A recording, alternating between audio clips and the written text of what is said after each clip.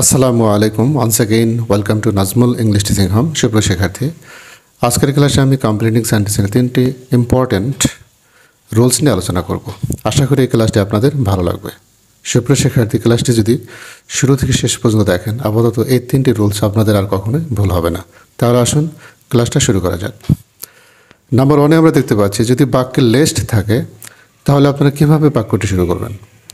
বাক্যটি শুরু করার আগে আপনাকে অবশ্যই একটা সাবজেক্ট লিখতে হবে, তারপর শুড অবশ্যই লিখতে হবে, শুড অথবা মাইট লিখতে হবে। আমি এখানে শুড দিয়েছি, তারপর ভিয়ন বাকি অংশ। এভাবে কিন্তু আপনাকে কমপ্লিট সেন্টেন্সটা শুরু করতে হবে। এক্সাম্পলটা আমরা দেখে নিই। Walk fast least.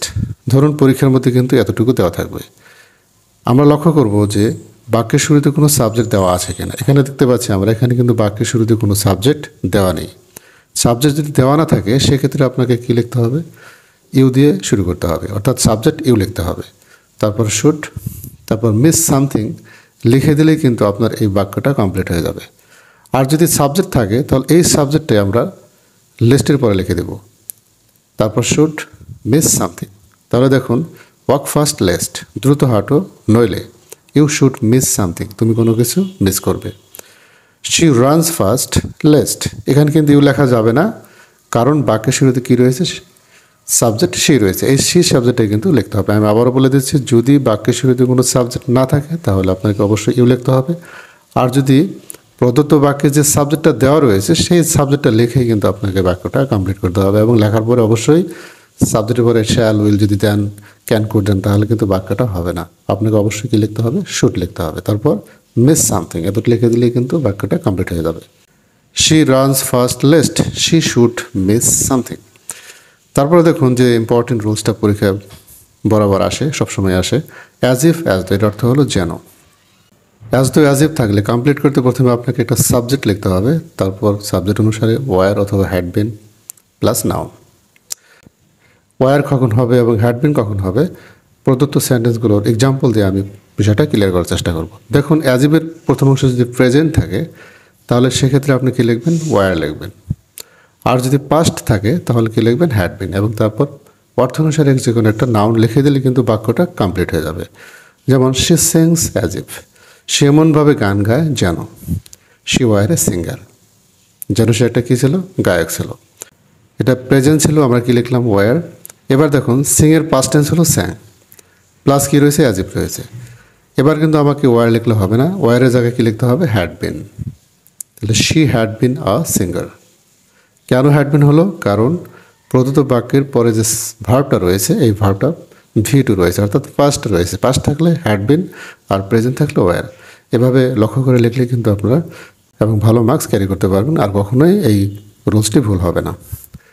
তারপর নাম্বার 3-তে যে রুলসটা আমরা দেখতে পাচ্ছি সেটা হলো ইট প্লাস সেন্স, অর্থাৎ একটা সাবজেক্ট থাকবে ডট ডট, বাক্যের মাঝখানে যদি সেন্স থাকে সেক্ষেত্রে আপনারা কীভাবে কমপ্লিট সেন্টেন্স লিখবেন, সাবজেক্ট ভি2 অথবা হ্যাড প্লাস ভি3 প্লাস বাক্যের অংশ। এই সূত্রটা কিন্তু আপনাকে মনে রাখতে হবে যে বাক্যের মাঝখানে যদি সেন্স থাকে। দেখুন, উদাহরণের মাধ্যমে আমরা একটু ক্লিয়ার করব। ইট ইজ মেনি ইয়ার্স সিন্স, দেখুন সেন্স রয়েছে, সেন্সের প্রথম অংশ কী রয়েছে, প্রেজেন্ট, তাহলে ভি2 দিয়ে আমাদের লিখতে হবে। তাহলে it is many years since I saw him অথবা আই মিট হিম, এটা লিখে দিলে কিন্তু হবে। আই সি হিম বা আই মেট হিম, যেটা ডাবল ইটি, এটা দিলে কিন্তু হবে না। তাহলে সিন্সের প্রথম অংশ প্রেজেন্ট থাকলে পরের অংশ কী হবে, পাস্ট হবে। এবার দেখুন, ইট ওয়াজ মেনি ইয়ার্স সিন্স। এবার আমরা দেখতে পাচ্ছি সাবজেক্টের পরে কী রয়েছে, ওয়াজ।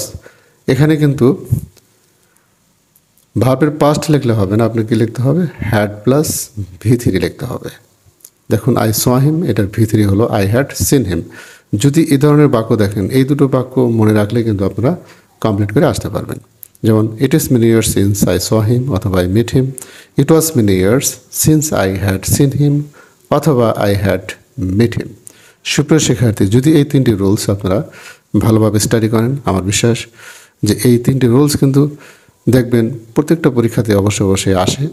আপনাদের এই 3টি রুলস যদি ফলো করে পরীক্ষা হলে যান, আমার বিশ্বাস যে হতে পারে আপনারা এই 3টি রুলসই কমন পাবেন এবং যথাযথ লিখে আপনার কাঙ্ক্ষিত লক্ষ্যে পৌঁছতে পারবেন। সুপ্রিয় শিক্ষার্থী, ক্লাসটি ভালো লেগে থাকলে লাইক, কমেন্ট, শেয়ার করে পাশে থাকুন। আসসালামু আলাইকুম।